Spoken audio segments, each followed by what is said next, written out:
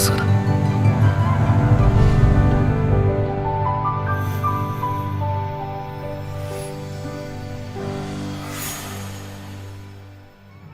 How's it going, everybody? It's Young here, and welcome to Day 18 of the Final Fantasy XV Countdown Retrospective.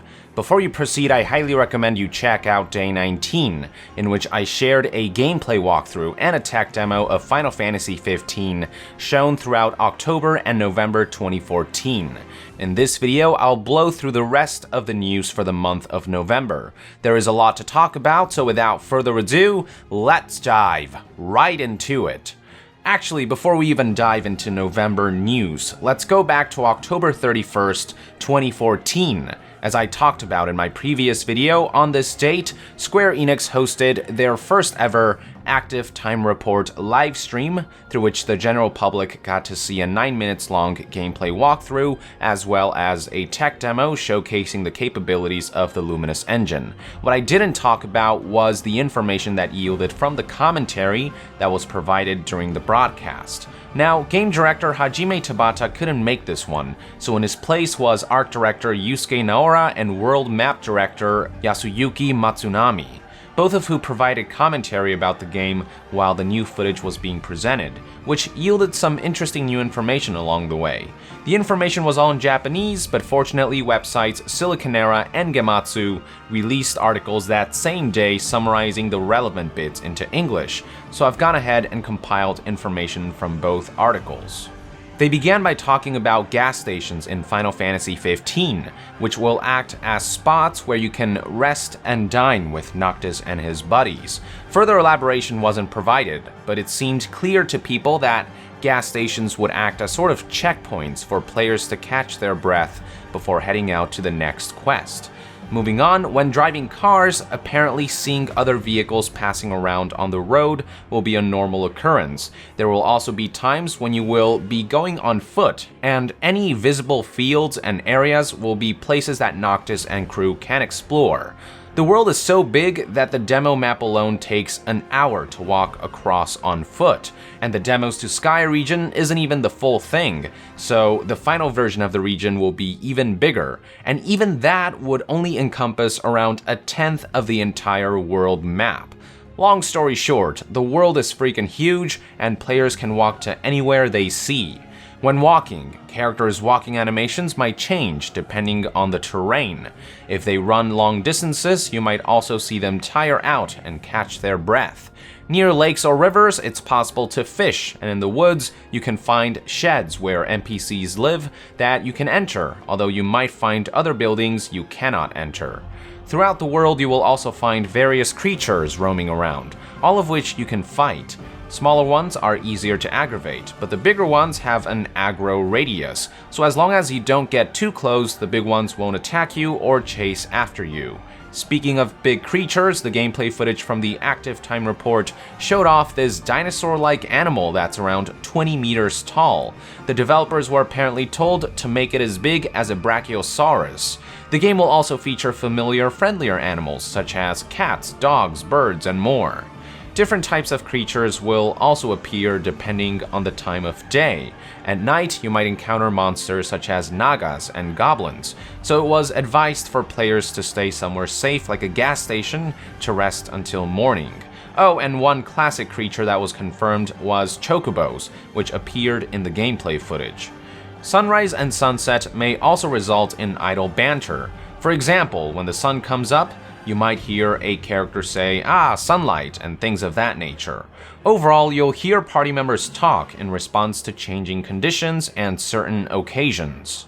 Other dynamic elements of the game include enemy airships that hover over Noctis and friends, some of which may land and fight you by deploying things like Magitech armor, which Matsunami confirmed to be in the game. Then, when they showed off the Luminous Engine 1.4 tech demo footage, there was mention of how Final Fantasy XV is 80% transferred from its previous Ebony game engine to its current Luminous engine. Strides they have made with the new tool include things like destructible objects and terrain, and visual fidelity that the developers say even surpasses Final Fantasy VII Advent Children. they finally shared that the game was being built on a high-end PC and was being optimized from there for Xbox One and PlayStation 4. The Active Time Report livestream finally concluded with a Q&A session. Information that yielded from that include that players can execute combos by both holding down the attack button or by pressing it repeatedly, that things such as magic points or MP will be properly presented on screen in the final game even if it didn't appear in the recent footage, that the main story should take around 40 hours to complete if you exclude other content, that the downloadable digital version of Type 0 HD will also include the upcoming Final Fantasy XV Episode du Sky demo, and finally, that another Active Time Report should be expected at Jump Festa 2015 on December 2014. Alright, so with that out of the way, we can really dive into November news, starting with this article released on November 6th, 2014, detailing an interview that website GameCult did with Hajime Tabata during Paris Game Week 2014. The information was all in French, but website Gematsu did a great job with the translation. The most relevant bit of the interview was Hajime Tabata's statement regarding Final Fantasy XV's release window. He said, "The number of developers on the project is actually quite a serious issue. We're going to need a little more manpower as we start working towards the master build. So we've started recruiting more developers. However, a target in terms of which year and season the game will be released has been roughly decided. It might be a little bit after what you're probably hoping for, though." I think Hajime Tabata knew at this point that development for the game would last all the way up to fall 2016. But hey, at least they finally had a goal to work towards by then. Now, something he mentioned in the interview was that the team needed more manpower to finish the game, which is why he started recruiting more developers. Only 3 days after GameCult's interview released, on November 9th, 2014, websites like DualShockers began to notice that Square Enix updated their career opportunity ads online to list open positions for the Final Fantasy XV team. The page even featured a personal message from Hajime Tabata himself in hopes to draw in some new talent. Moving on, after DualShockers released their article on November 9th, 2014. 4 days later, on November 13th, 2014, website Wired released an article detailing their own interview with Hajime Tabata. Most of the interview covered the upcoming Final Fantasy Type 0 HD, but there were a few tidbits about Final Fantasy XV. When asked why players shouldn't think there's something wrong with Final Fantasy XV when its development seemed troubled with its years of delays and changes in creators, Tabata basically said that in terms of staff changes, it was only recently that he was made director, having been co-director before that since December 2012. And in terms of the troubled development, he reassured that a lot of time was spent on how changes might be needed for the team's structure, which cleared up a lot of internal problems they might have had, thereby paving the way for a smoother path ahead. He also believed that the change in platform helped, although he did feel the need to apologize to those who had been following the game from the start and liked the initial concept. Since the engine that had been used for Versus 13 was changed for 15, Tabata wanted to make clear that it's not going to be the exact same game that was first advertised. The interviewer followed by asking if Versus 13 was essentially scrapped and 15 is a new project that looks really similar.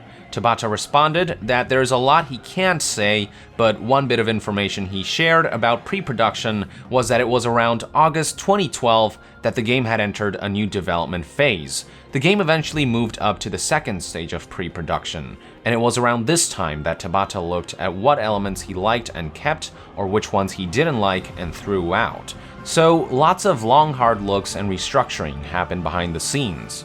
The final question of the interview was regarding the all-male cast of Final Fantasy XV.